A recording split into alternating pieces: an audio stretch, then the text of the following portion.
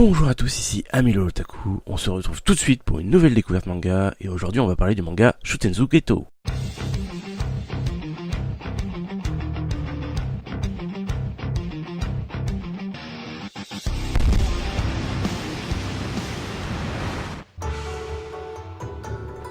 C'est un manga de type seinen et de genre science-fiction mystère. Les réalisateurs sont Hiroshi Hamasaki et Takuya Sato. Cet animé est tiré d'un jeu vidéo du même nom, il en existe même plusieurs, ce sont des jeux du genre visual novel. Si vous ne connaissez pas ce genre de jeu, c'est le même genre que Doki Doki Literature Club. L'animé comporte 24 épisodes qui sont sortis en 2011.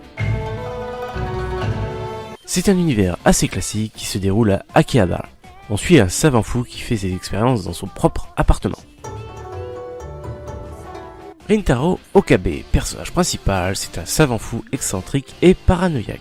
Oui, le genre de personnage principal qu'on n'a pas envie de suivre.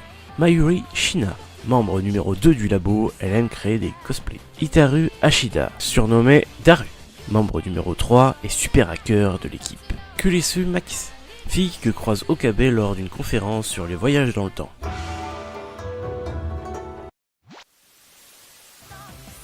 On suit l'histoire d'Okabe qui désire assister à une conférence sur les voyages dans le temps.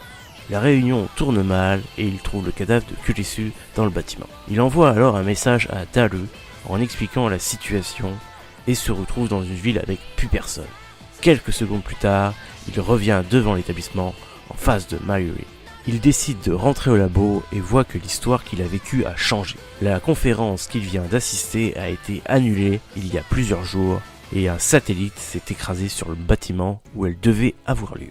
Il faut savoir aussi que son téléphone est relié au micro-ondes de leur labo et qu'ils s'en servent pour faire des expériences avec des bananes, où les bananes après avoir cuit ressortent vertes et gélatineuses. Daru et Okabe se rendent à une nouvelle conférence et dans l'ascenseur de l'établissement, Daru dit à Okabe qu'il a reçu son message comme quoi Kurisu était morte il y a une semaine.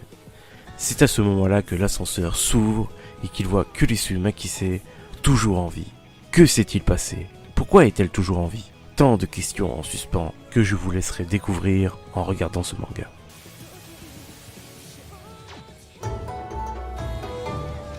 Je préviens direct, il y a de très fortes chances que sur plusieurs épisodes votre cerveau soit en bouillie, à force de chercher le pourquoi du comment. Mais plus les épisodes passent, plus les épisodes deviennent logiques. Ce manga est un manga à ne pas laisser traîner, sinon on oublie certains passages ou questions des épisodes précédents. Cet animé est un animé à ne pas prendre entre les mains des plus jeunes. Il y a des scènes avec des ambiances sinistres et même sanglantes. On arrive même à tomber dans la paranoïa de notre personnage. Faites gaffe à vous, moi. Du coup, n'hésitez pas à me donner un manga que vous désirez faire découvrir dans les commentaires. J'espère que cette vidéo vous a décidé à aller voir ou non ce manga. Si cette vidéo vous a plu, n'hésitez pas à liker, commenter et partager. N'oubliez pas de vous abonner et d'activer la cloche pour ne pas louper les prochaines vidéos. Et moi je vous dis, Matakondo!